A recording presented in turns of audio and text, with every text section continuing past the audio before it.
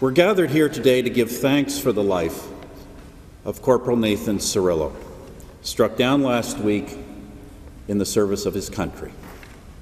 His country, our Canada. Ever desiring peace, Canada has been built upon the noblest ideals: freedom, democracy, human rights, and the rule of law. And for as long as these ideals have been the foundation of our country, it has been our men and women in uniform who have been, in the end, their ultimate guardians. Sometimes they have given their lives in that service. Et mercredi dernier, le Corporal Cirillo a été celui qui l'a fait le plus récemment. And last Wednesday, Corporal Cirillo became the latest to do so. Corporal Cirillo was a member of one of Canada's great regiments, the Argyll and Sutherland Highlanders of Canada, Princess Louise's. In more than a century of service, with honours earned from the Somme to Afghanistan, this regiment's record of courage under fire is as distinctive as their kilts and their Glengarries.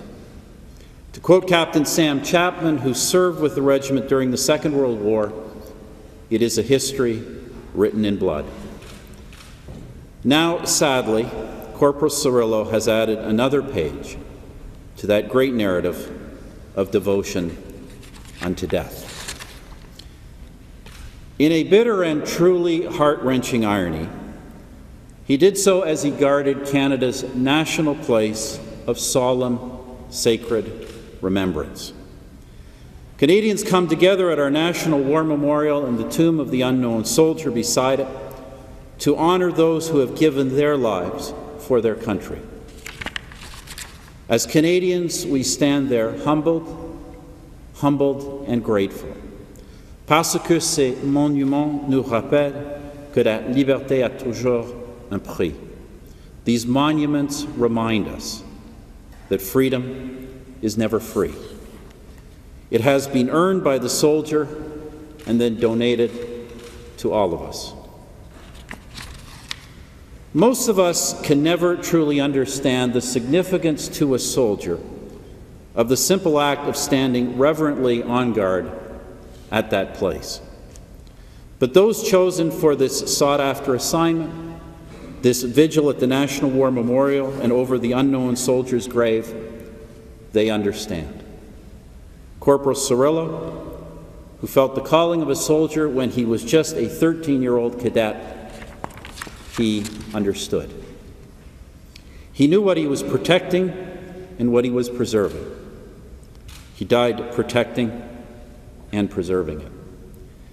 And I'm pleased to note that after only a brief interruption, on Friday past, the Honour Guard at that sacred place officially resumed its duties.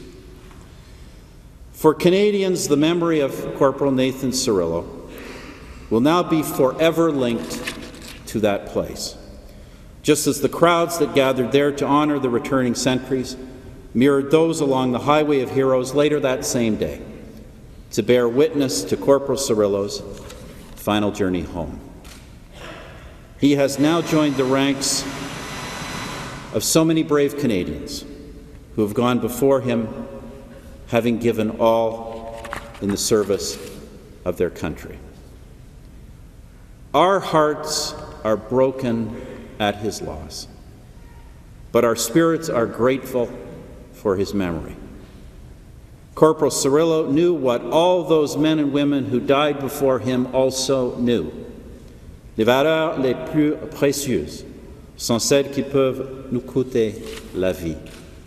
The only values really worth living for are those worth dying for.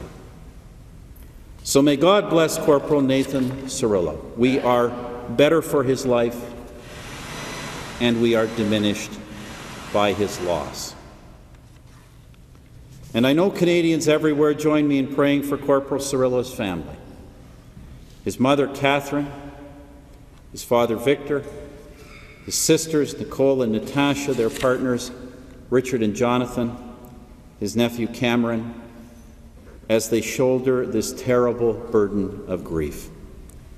May time ease the searing pain of today. And may his son, young Marcus Daniel Cirillo, someday find comfort in the fact that our entire country looks up to his dad with pride, with gratitude, with deep, abiding respect.